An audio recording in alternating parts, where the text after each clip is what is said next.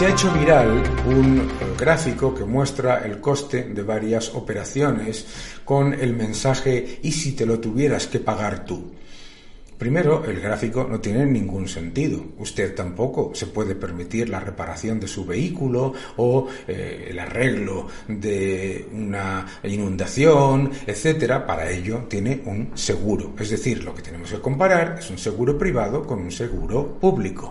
Y lo que tenemos que entender es que un seguro, sea cual sea, debe atender a tres factores. Primero, ser lo más eficiente posible. Segundo, que llegue a la máxima cantidad de gente posible y con el mejor servicio por el menor precio.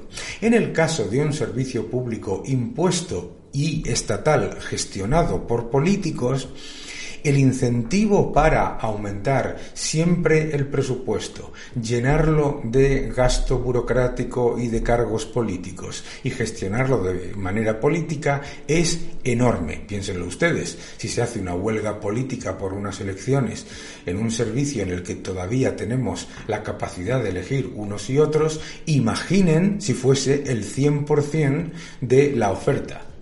Quiere decir que lo más peligroso que puede haber ante un servicio público es que sea solamente gestionado por el sector público, porque debemos diferenciar servicio público de gestión política. ¿Qué es lo que quieren que creamos? Lo que quieren es que ustedes piensen que un servicio público solamente puede ser de gestión política y solamente puede ser de control político, que no tiene ningún sentido.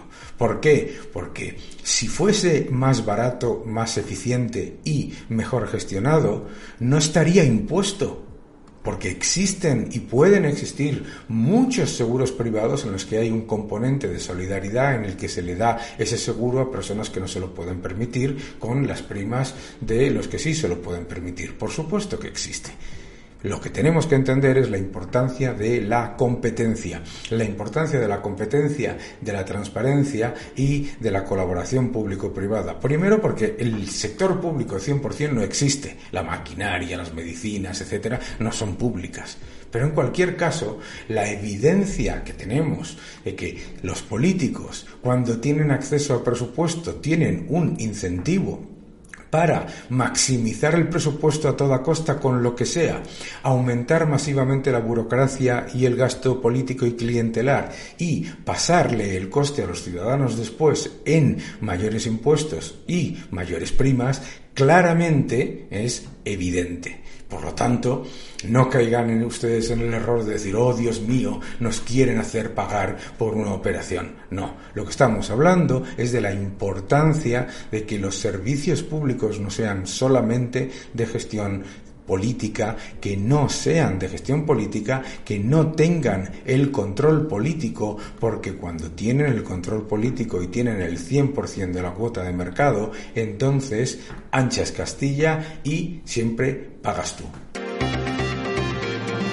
La inflación es el impuesto de los pobres. ¿Por qué? Porque no se puede escapar nadie de ella y los beneficiarios principales son los gobiernos. La creación artificial de dinero no es neutral jamás en ninguna política, sea política monetaria, lo que llaman expansiva, de los bancos centrales de los países desarrollados, o lo que se llama imprimir dinero para el pueblo, que es literalmente monetizar todo el gasto público. Jamás la política monetaria es neutral. La creación artificial de dinero muy por encima de la demanda beneficia desproporcionadamente a los gobiernos que disfrazan sus desequilibrios fiscales y le pasan el problema a los demás vía inflación, y además perjudica masivamente siempre a los últimos receptores del dinero, que son los salarios y los ahorros en depósitos. En realidad es una transferencia de renta de los ahorradores y de los asalariados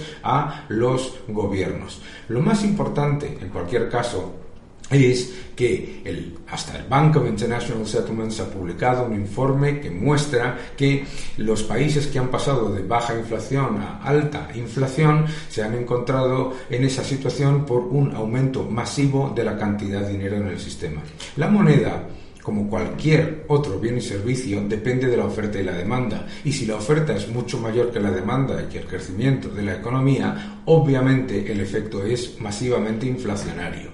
En la época en la que nos decían que no había inflación, lo que había era una enorme inflación de activos y en cualquier caso los bienes y servicios no reemplazables también subían por encima del IPC. No existe ningún organismo estadístico en el mundo que calcule el IPC de manera que sobreestime la inflación. Es una sandez de tal calibre que no merece la pena ni debatirse.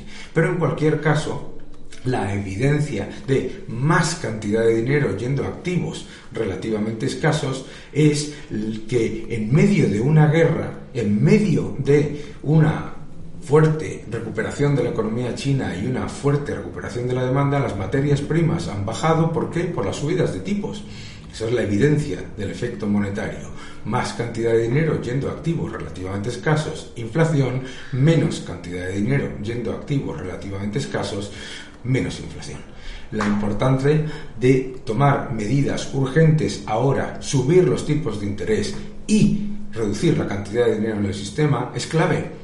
Porque es mucho mejor pasar un año de moderación en las políticas monetarias que han sido absolutamente exageradas y con ello evitar una década de esta inflación, que es mucho peor y es empobrecer a todo el mundo. La inflación es el impuesto de los pobres. La inflación no es una casualidad o una fatalidad. La inflación no es por culpa de los supermercados o de los consumidores que no saben comprar. La inflación no es por culpa de la magia. Los precios no suben todos a la vez, a menos que la cantidad de dinero sea muchísimo mayor. Un precio puede subir si la cantidad es la misma, el resto de los precios no suben. Por lo tanto, hay que dejar de creer en magia y todos los que dicen que la inflación no es un efecto monetario, que cobren su salario en pesos argentinos y disfruten la experiencia. Las subidas de tipos son esenciales para evitar un escenario mucho más peligroso, que es el de una etapa prolongada de estanflación. Las subidas de tipos son una condición necesaria, pero no suficiente para combatir la inflación.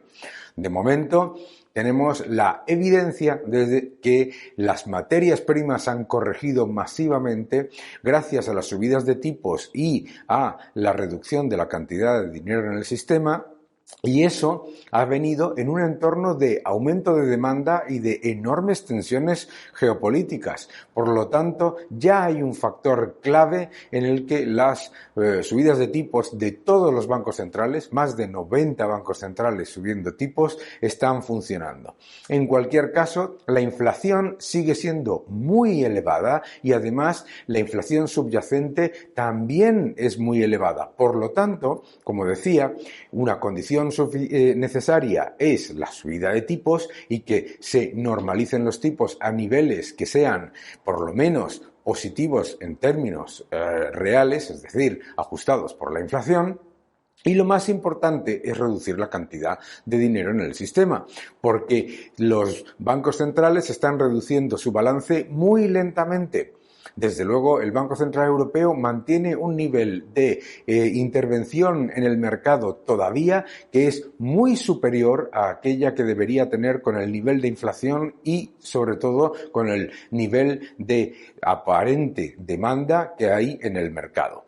En ese sentido, lo más importante que tenemos que considerar es: claro que va a tener un impacto sobre algunas hipotecas a tipo variable, sobre algunos préstamos de difícil pago, etcétera. Claro que lo va a tener. Lo más peligroso en un entorno de tipos bajos y de enorme exceso de liquidez es la zombificación de la economía, que se ha demostrado como uno de los grandes factores negativos a la hora de crecer menos, aumentar más la deuda y con menor productividad. Por lo tanto, tenemos que ser conscientes, es mucho más importante tomar decisiones conscientes, claras, contundentes con la política monetaria, reducir la cantidad de dinero y subir los tipos ahora, en un entorno en el que la economía todavía tiene un cierto dinamismo, a meternos en una década de estanflación que empobrecería masivamente a todos aquellos que no solamente no han hecho las cosas mal en este periodo de exceso monetario, sino también los que lo han hecho bien.